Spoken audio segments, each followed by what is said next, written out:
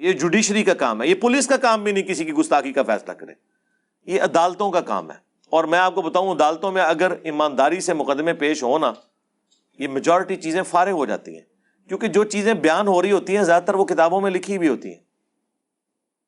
میں راولپنڈی بینچ جو ہے نا لاہور ہائی کورٹ کا، اس میں ایک دفعہ بیٹھا ہوا، کئی سال پہلے کی بات ہے، تو ایک سپریم کورٹ کے وکیل تھے، وہ مجھے کہنے لگے انجینئر صاحب دیکھیں کہ کن کن باتوں پہ ہمیں مقدمات لڑنے پڑ رہے ہیں۔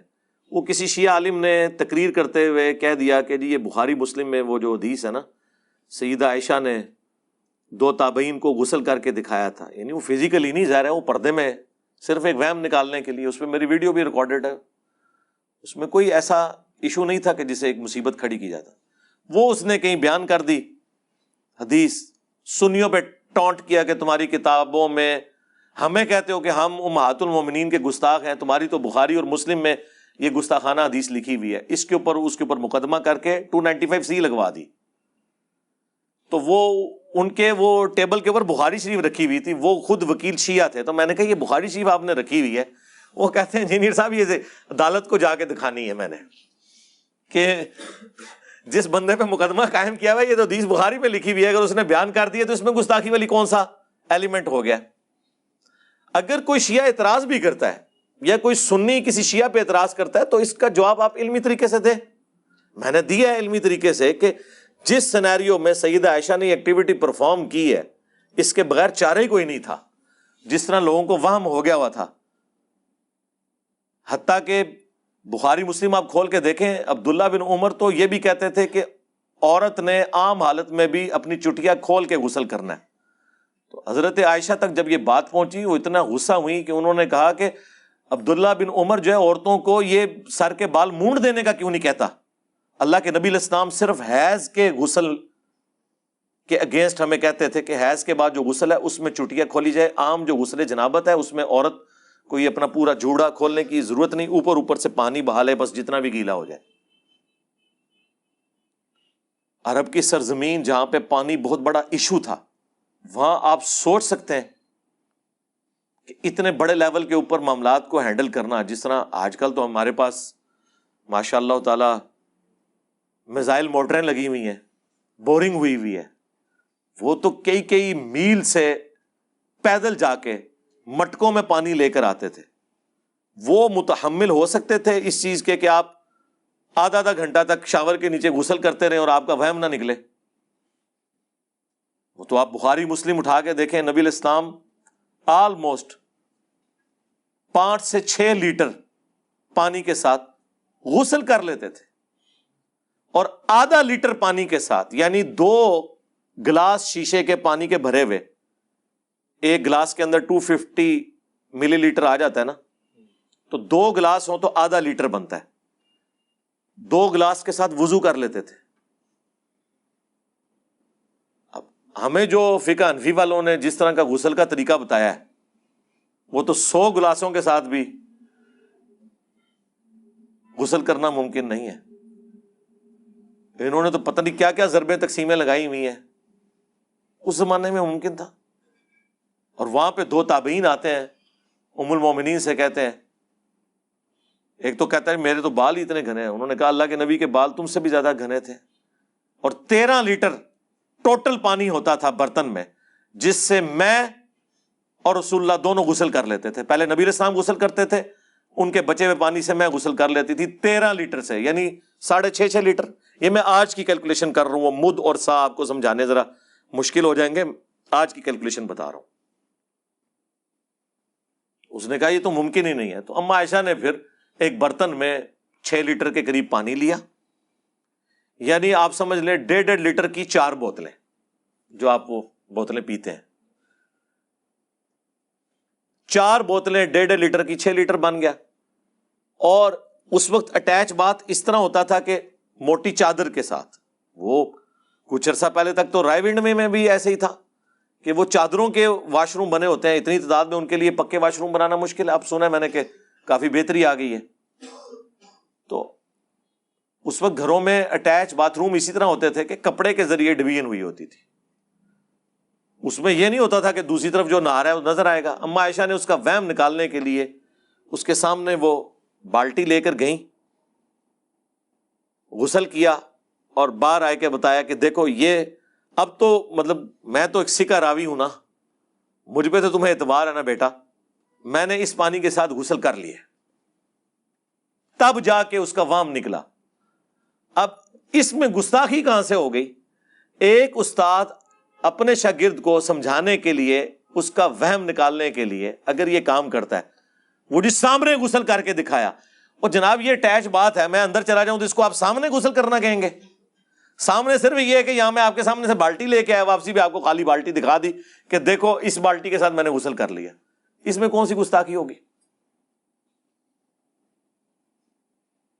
اور یہ حدیثیں اگر آج پبلک کو پتہ ہوتی نا, تو فقہ حنفی والوں نے جو پاکی پلیدی کے اتنے مشکل مسائل لوگوں کو بتائے ہوئے ہیں نا, یہ حل ہو جاتے ہیں.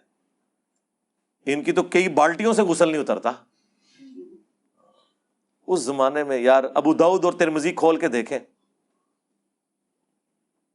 نبی الاسلام کے مبارک زمانے میں ایک ہی کنواں تھا مدینہ شریف میں, اور امام ابو داؤد کہتے ہیں میں اس کنویں کی زیارت کے لیے پھر خود گیا ہوں. انہوں نے ابو داؤد میں جب یہ حدیث لکھی ہے نا, تو وہ ساتھ واقعہ بھی اپنا ابو داؤد شریف کے اندر نقل کیا ہے, اور کہتے ہیں وہ جس باغ میں کنواں تھا اس باغ کے مالک سے میں نے ریکویسٹ کی کہ مجھے اس کنویں کو ایک دفعہ دیکھنے دو, میں نے اس کنویں کو ناپنا ہے. وہ کہتے ہیں میں کنویں میں اترا, میری چادر تھی, اس کے ذریعے میں نے اسے ماپا, تو وہ کنواں اپنے ڈایا میٹر کے اعتبار سے, سرکمفرنس کے اعتبار سے, یعنی اس کی جو گلائی تھی ایک کارنر سے دوسرے کارنر تک 6 ہاتھ تھا. یہ شرعی طور پہ ہاتھ 1.5 فٹ کو کہا جاتا ہے, یعنی کتنا بنا؟ 9 فٹ. 9 فٹ. یہ ہماری اکیڈمی جو ہے یہ اس وقت آلموسٹ اس کی چوڑائی جو ہے وہ 20 فٹ ہے, یہاں سے لے کے یہاں تک آدھی اکیڈمی کر لیں. اتنے قطر کا ایک کنواں. ابھی بات ختم نہیں ہوئی. ابو داؤد اور ترمذی کے الفاظ ہیں کہ اس کنویں میں مدینے کے لوگ مرے ہوئے کتوں کو پھینکتے تھے, حیض و نفاس کے جو گندے کپڑے ہیں وہ بھی اس میں پھینکے جاتے تھے, اور اسی کے سائڈ سے اہل مدینہ پانی بھر کے پیتے بھی تھے اور وضو غسل کے لیے بھی استعمال کرتے تھے. اب مجھے بتائیں فقہ حنفی کے تحت تو یہ سارے کا سارا کنویں پلید تھا. کتنا ہے؟ کوئی سمندر جتنا تو نہیں. انہوں نے جو دہ در دہ کی ڈیفینیشن کی ہوئی ہے اس میں تو نہیں آتا.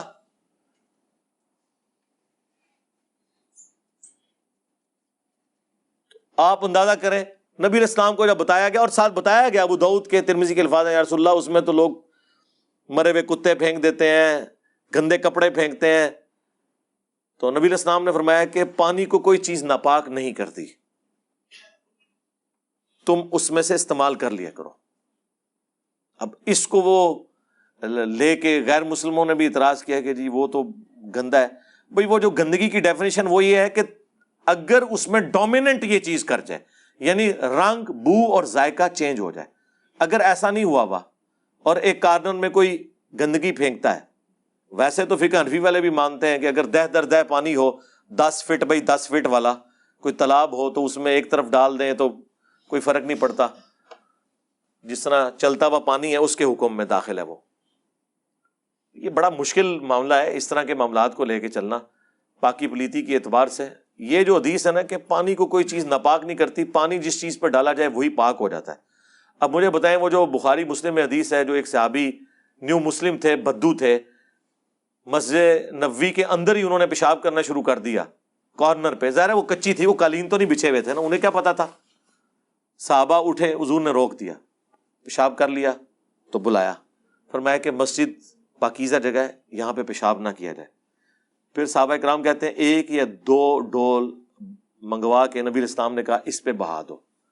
مجھے بتائیں ایک بندہ ایک مسجد کے کونے میں پیشاب کرے, اس کے اوپر 2 ڈول بہانے سے کیا وہ سارا پیشاب 2 ڈول کی برکت سے بہتا ہوا دور تک چلا جائے گا؟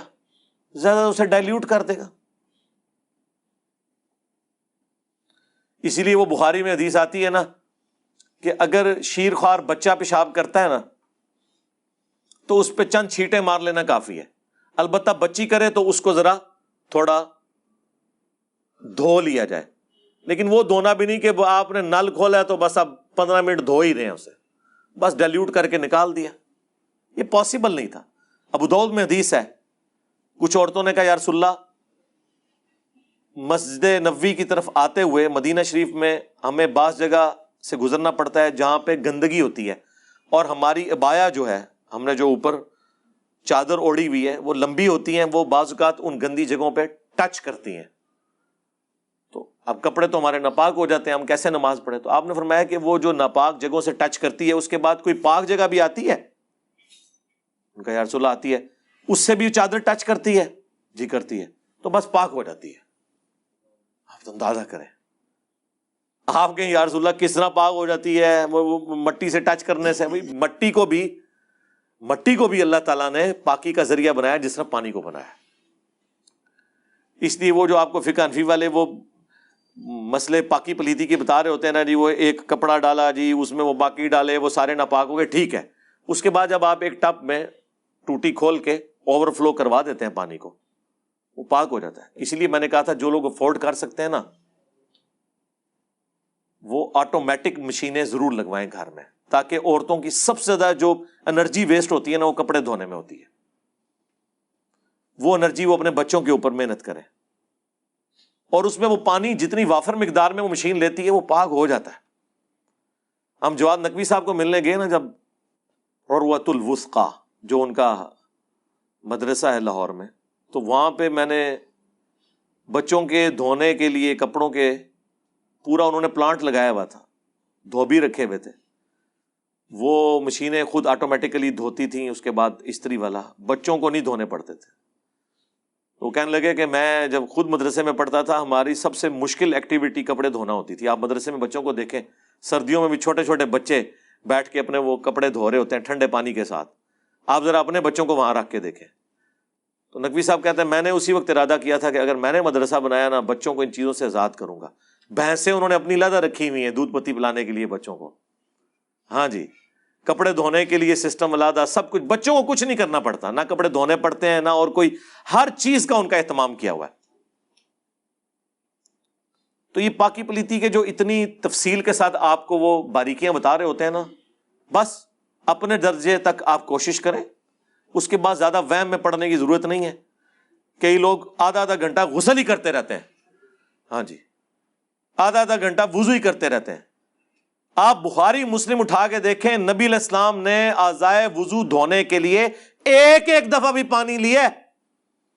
صحابہ کرام نے جو وضو کر کے دکھایا ہے نا تابعین کو، ایک دفعہ پانی، 3 دفعہ افضل ہے، 1 دفعہ 2 دفعہ 3 دفعہ ہر طریقے سے ثابت ہے. قرآن میں تو نہیں لکھا ہوا 3 دفعہ، قرآن میں جو وضو کا طریقہ آیا ہے اس میں تو آیا آپ نے چہرہ دھونا ہے، دونوں ہاتھ کونیوں سمیت دھونے ہیں، سر کا مسح کرنا ہے، اور اس کے بعد پاؤں. مسح بھی کر سکتے ہیں، دھو بھی سکتے ہیں، ایک الگ سے ٹاپک ہے، میری ویڈیوز ریکارڈڈ ہیں، آج میں اس طرف نہیں جاتا. تو اس میں تو جسٹ دھونے کا ذکر ہے. نبی علیہ السلام پانی لیا 1 دفعہ، چہرے پہ ڈالا، دیٹس آل. حالانکہ آپ کی داڑھی بھی گھنی. ابھی جو فقہ حنفی والے بتاتے ہیں کہ نہیں یہاں سے شروع ہو کے وہاں تک جائے، وہ تو آدھی بالٹی صرف داڑھی کے لیے چاہیے. اور میں نے لوگوں کو دیکھا ہے وضو کرتے ہوئے 15-20 دفعہ تو صرف وہ داڑھی اس کو گیلا کرنے کے لیے. نہیں بھئی، ایک بار لیا، سر کے بال جہاں سے سٹارٹ ہوتے ہیں عموماً اگر کوئی گنجا ہے تو وہ تو اس کے تو سٹارٹ ہی نہیں بیچارے گے، اور وہ یہاں تک نہیں اس کا یعنی جہاں سے ماتھے کے بال جمتے ہیں یہاں سے لے کے ٹھوڑی کے نیچے تک، ایک کان کی لو سے لے کر دوسرے کان کی لو تک، ایک دفعہ بس یوں کر کے داڑھی کا خلال کر لیا، دیٹس آل. 1 دفعہ ہی پانی لے کے یوں کر لیا اور اس کو یوں کر لیا. ہاں انگوٹھی وغیرہ یا گھڑی ہے اس کو آپ ہلا لیں اس کے نیچے سے. تو کہاں عرب ملکوں میں یار یہ پاسبل تھا؟ جب مقدار آ گئی ہے، یہ پانی کے اعتبار سے اتنا بڑا انہوں نے ہنگامہ کھڑا کیا ہوا ہے.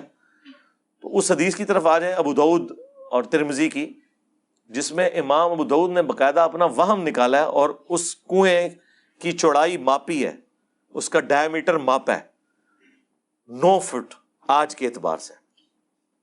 3 میٹر بھی پورا نہیں بنتا، اور اس سے سب بھر رہے ہیں، اور اس میں گندگی بھی ڈالی جا رہی ہے. آسمان سے جو پانی بارش کی شکل میں برستا ہے، گلیوں میں کیچڑ بن جاتا ہے، وہ کیچڑ کپڑوں پہ لگ جائے، لوگ کہتے ہیں اب نماز نہیں ہو رہی، اسے دھونا ہے. جب تک آپ کو یہ یقین نہ ہو کہ یہ کیچڑ ناپاک ہے، وہ کیچڑ پاک ہے. پاک ہونے کا یقین نہیں کرنا، ناپاک ہونے کا یقین ہو. تو اللہ نے اتنی آسانی دی ہے. تو آپ مجھے بتائیں روڈ کے اوپر جو کیچڑ ہے یہ آپ کو کیسے یقین آئے گا اس اعتبار سے کہ یہ ناپاک ہے؟ کوئی دعویٰ کر سکتا ہے؟ اس نے اپنے سامنے اس کے اندر کوئی نجس چیز گرتے ہوئے دیکھی ہے؟ نہیں. تو پاک ہے. روڈز پہ کھڑا ہوا پانی پاک ہے. ایون گٹر بھی ابل رہا ہے، تیز بارش ہو رہی ہے، بارش کا پانی اس گٹر کے پانی سے بہت زیادہ ہے، اوورآل وہ پانی کو صاف کر دے گا. اگر آپ یہ کریں گے تو دریاؤں میں بھی سارے گٹر کے پانی جاتا ہے، پھر تو دریا بھی ناپاک ہو گئے. کیا کریں گے آپ؟ دریا اگر ناپاک ہے پھر تو دنیا میں کوئی جگہ پاک ہو ہی نہیں سکتی. بہتا پانی ہے لیکن اس میں گٹر کا پانی بھی شامل ہوا ہے. تو اس اعتبار سے کپڑے دھونے کے لیے آٹومیٹک واشنگ مشینیں بہت بڑی نعمت ہے. جس کے پاس پیسے ہیں نا جی، بجائے فضول کاموں میں خرچ کرنے کے اور نت نئی گاڑیاں خریدنے کے، اپنے پیسوں کو ان کاموں میں لگائیں. آٹومیٹک واشنگ مشین، میں کسی کمپنی کا نام نہیں لیتا کہ کسی کی مشہوری کروں، جو بھی آپ کو، میں نے ویسے اب تک خود نہیں لگوائی ہوئی. انشاءاللہ میں اللہ تعالیٰ سے توفیق مانگ رہا ہوں، ٹھیک ہے، تو میں نے لگوانی ہے، ٹھیک ہے. وہ لیکن میری بیوی ہمیشہ آڑے آتی ہے فضول خرچی ہے. میں نے کہا نہیں یہ ضرورت ہے بھائی. تو وہ جب میں قائل کرنے میں کامیاب ہو گیا. اور دوسری چیز یہ ہے کہ آپ گھر میں اپنا بور کروائیں اگر زمین میں پانی موجود ہے، تاکہ پوری زندگی کے لیے اس مصیبت سے آزاد ہو جائیں کہ جب پانی آتا ہے تو بجلی نہیں ہوتی، جب بجلی آتی ہے تو پانی نہیں ہوتا سرکاری. اپنا بور ہو تو رات کے وقت بھی آپ ٹینکی بھر سکتے ہیں اپنی. اور تیسری چیز وہ ہے کہ اپنے گھر میں سولر کا پورا سیٹ اپ لگوائیں تاکہ بجلی بھی آپ کی اپنی ہو، اس عذاب سے جان چھوٹ جائے. ایک دفعہ خرچہ کر کے 25 سال کے لیے بے فکر ہو جائیں. 2 سے 3 سال میں آپ کا وہ سارا خرچہ بھی واپس ہو جائے گا. وہ انشاءاللہ تعالیٰ اس کے اوپر تو ایگری کروا لیا انشاءاللہ. 1-2 دن میں ایک 5 KVA کا سسٹم لگوا رہا ہوں گھر میں انشاءاللہ. پھر میں ایک پبلک سیشن پورا سولر کے اوپر بھی ریکارڈ کرواؤں گا انشاءاللہ، اور لوگوں کو قائل کروں گا کہ یہ اس وقت اس نیشن کے ساتھ نیکی ہے کہ جو لوگ افورڈ کر سکتے ہیں وہ اپنا سولر سیٹ اپ لگائیں تاکہ وہ بجلی باقی غریب لوگوں کے لیے اویلیبل ہو. حکومت وقت کو یونٹ 35 روپے کا پڑتا ہے، جو آپ کو وہ 14 روپے 15 روپے دیتے ہیں، اب بڑھا کے انہوں نے 24 تک کر دیا ہے. ابھی بھی 10 روپے حکومت کو اپنے ڈالنے پڑتے ہیں، کیونکہ ہم لوگوں نے ڈیم تو ٹائم پہ نہیں بنائے نا. تو ہم تو تیل سے بجلی بناتے ہیں زیادہ تر، 80% تو ہماری اس سے ہے، وہ تو مہنگی پڑتی ہے. اس میں آپ سمجھ لیں سبسڈی 10 روپے گورنمنٹ ڈال رہی ہے. تو اب ایک امیر آدمی کا تو کام نہیں کہ وہ سبسڈی والی بجلی لے، صدقہ خیرات والی ٹیکسوں والی بجلی. اس کو چاہیے وہ اپنا سیٹ اپ لگائے. ایٹ لیسٹ جو ڈیفینس میں رہ رہے ہیں، بیریئر ٹاؤن میں رہ رہے ہیں، سٹی ہاؤسنگ میں رہ رہے ہیں، جنہوں نے کروڑوں روپے لگایا، یار ایک 5 KVA کا سسٹم آج کی ڈیٹ میں 17 جولائی 2022 آلموسٹ 10 لاکھ روپے کا لگ جاتا ہے. سفیشینٹ ہے. تو جہاں اتنے خرچے کیے ہیں، یہ 10 لاکھ کا خرچہ کر کے، اور یار اسلام آباد میں تو 5-5 لاکھ کے بور ہو رہے ہیں. 1-1 کروڑ کی لوگوں نے گاڑیاں رکھی ہیں، 10 لاکھ روپے گھر کے اوپر لگا کے ہمیشہ کے لیے بے فکر ہو جائے. تو یہ وہ نیکیاں جو آپ کر سکتے ہیں پوری نیشن کے ساتھ. پھر وہ بجلی باقی لوگوں کے لیے اویلیبل ہوگی، بلکہ آپ کی سرپلس بجلی وابڈا آپ سے خریدے گی، آئسکو والے خریدیں گے، گورنمنٹ خریدے گی، وہ باقی لوگوں کے لیے استعمال ہوگی. جو آپ کنٹریبیوٹ کر سکتے ہیں اس حوالے سے کریں. میں یہ ایک ضمناً کبھی کیفیت طاری ہوتی ہے تو میں اس پہ بول دیتا ہوں. یہاں پہ کیفیت طاری ہوئی تھی تو میں نے تفصیلی بول دیا.